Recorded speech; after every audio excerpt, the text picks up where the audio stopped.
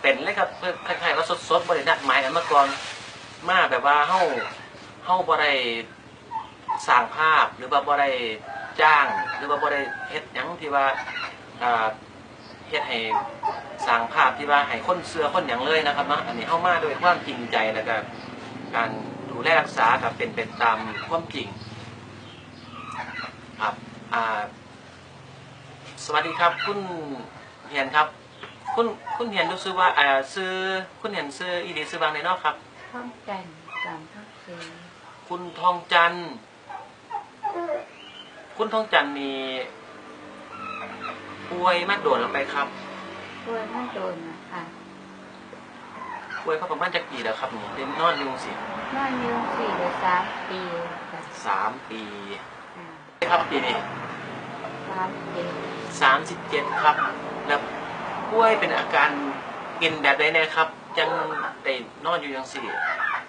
มันก็เป็นคือยังคล้ายสีบวมขึ้นมาก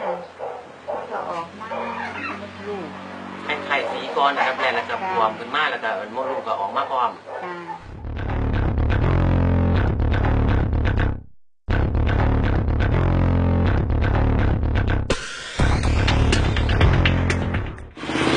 ครับสวัสดีครับคุณต้องการครับเป็นไงนะครับพันมา16 มื้อโอ้ยเกิดไม่แล้วล่ะเกิดไม่แล้วล่ะบอกไม่แล้วจ้ะโอ้ครับนี่แหละยังว่ามีความดีใจแล้วก็คิดฮอดก็ได้แวะมาเยี่ยมชมแล้วก็อยากให้คุณผู้ฟังทั้งบ้านแล้วก็ที่กำลังรับฟังรายการคณะนี้ได้มาเยี่ยมพร้อมๆกันบัดนี้คุณน้องจันเป็นไงครับล่องฟุตเวิร์กล่องโชว์ยกแขนยกขาเบิ่งสบายดีบ่ครับช่วงนี้ว้ายตะกี้แขนขาหนีอีหยังนี่สิยกบ่ได้กับตัวกับหยังคันเฮาสิยกจังซี่ก็ได้ตะกี้มันบ่ได้มันพักมันยังมันไปได้แต่เสียที่อย่างเดียวคือว่านั่งกับยางเท่านั้นกำลังโลตัวนี้อยู่ค่ะตอนนั้นเสียงคุณต้องจันรู้สึกว่าสิชัดเจนกว่าเที่ยวที่แล้วมากเลยแล้วก็การยกตัวจะสูงกว่าเก่าคล่องตัวขึ้นนะครับคุณผู้ชมครับเที่ยวแรกก็ยกโชว์แล้วก็ยกแขนโชว์แต่เดี๋ยวนี้คล่องขึ้นหลายครับกับตัวกับยังจังสี่ก็โอ้ยสบายมันบ่ได้ข้างเลยโอ้ยอีหยังครับกับตัวกับยังก็กลับได้ง่ายครับนั่นเลยดีคือไปหาหมอใส่จนไม่หมอที่รักษาแล้วแหละเขาบอกให้นอนรอคุณอะไรเขาบอกว่านี่คันเดียวคันสุดท้ายแล้ว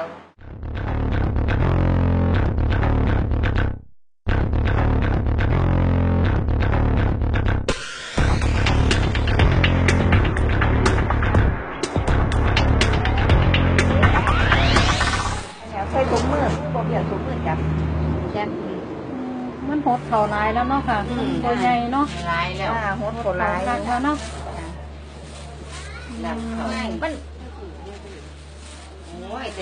ได้29 มื้อมันใหญ่เนาะวันนี้มันหดเข่าลายตะกี้มันบวมขนาดว่าขนาดนี้วันนี้เป็นโอกาสดีก็เลยท่านประธานก็เลยถือโอกาสมาเยี่ยม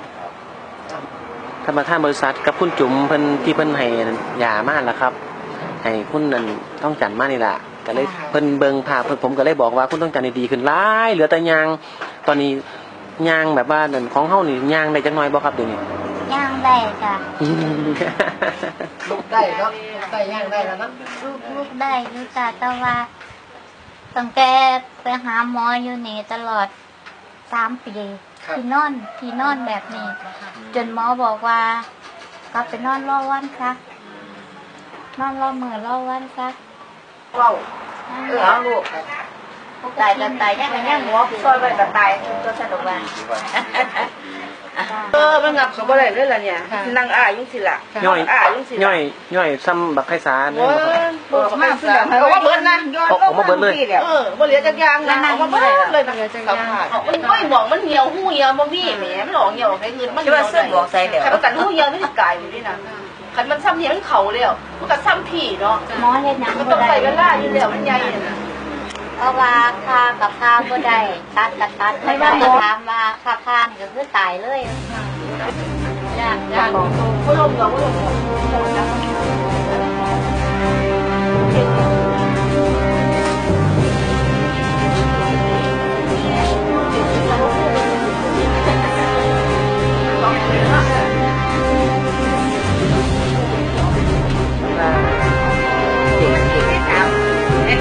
ไม่ได้ยินมากี่ปีแล้วจ๊ะปีนี่ละการจำเลยจำเลยเป็นยังไงคุณต้องมาแก้ที่นั่นครับพี่เลยเรียกมาละท่านประธานเชิญครับกับผม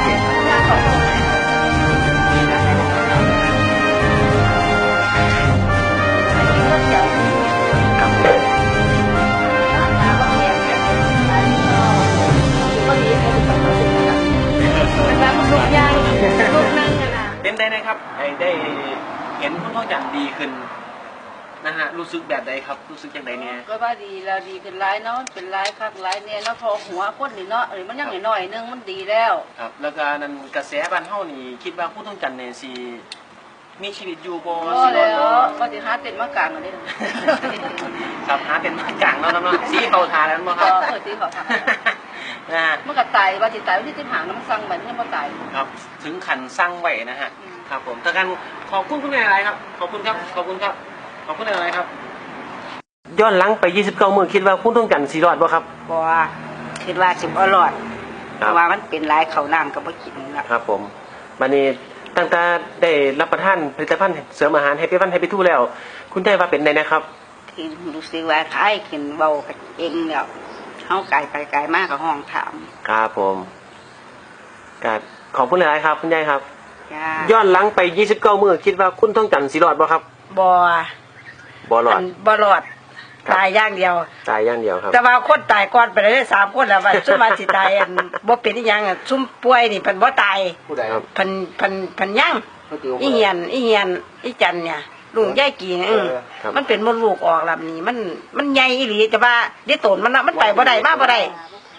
หลังจากกินแฮปปี้ฟันแฮปปี้ทูนะครับหลังจากกินผลิตภัณฑ์เสริมอาหารแฮปปี้ฟันแฮปปี้ทูแล้ว คิดว่า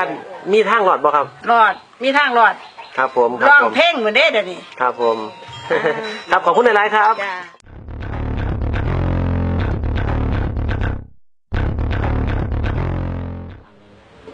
จ้าว่าสิว่ามัน เอาเด้อ เด็ดง่ายๆก่อนเด็ดคอยว่าเอา แต่ หั อย่าว ออก เจ็บ ก่อน เนาะ เหยียดขาสั้นๆเอา เหยียดขาน่ะ จะเหยียดออกลูกจนสบายยังบอกพัดลมเปิดอยู่ คุณจีไทยที่อยู่ มันเกิดเองเลย หรือว่าหาตัดได้เท่าบัดที่นี่ ครับบัดนี้ละลูกใดเลยบัด พูดนั่นมันนึงย่างกันกับอันนี้แหละเป็นบนกระต่ายห้องขันนะคะ เดี๋ยวคันมือใดสิยังสิได้มาถ่ายวิดีโอเอา ย่างเป็นบนกระต่ายที่เป็นแบบ ก็ปานนั่นบ่ครับ พูดกับยายนะอ้าวสิเดินขึ้นมาได้แล้วสิ เป็นยังได้เฮ็ดมือแล้ว ได้ละโดนก็จะเดียน ลงไว้เฮานกลงเขาจะฝืนจะของเด้อ ย่าง รู้สึกว่าเก่งนั่นล่ะเก่งกัน เก่งอ่ะ เก่งบ่น่าเชื่อเลย จับตัวว่าต้องใส่ ที่แต่ว่าเฮาใส่รถครับเพื่อความปลอดภั คั ย นนั้น ให้ แม่ แข็ กั ง บ ก่อน บ่อนั่น เพี้ยกันว่างไว้ไอ้กันเด้อ อย่าฝืนเด้อมันสิล้มได้ด้วยฝืน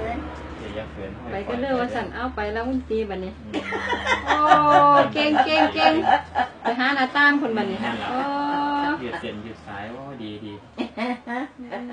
มันนี่ออกจากนี้ก็ไปพ่อละตาทุกละพ่อมาคุ้งตามไม่เลิกหุ่นหุ่นเย็น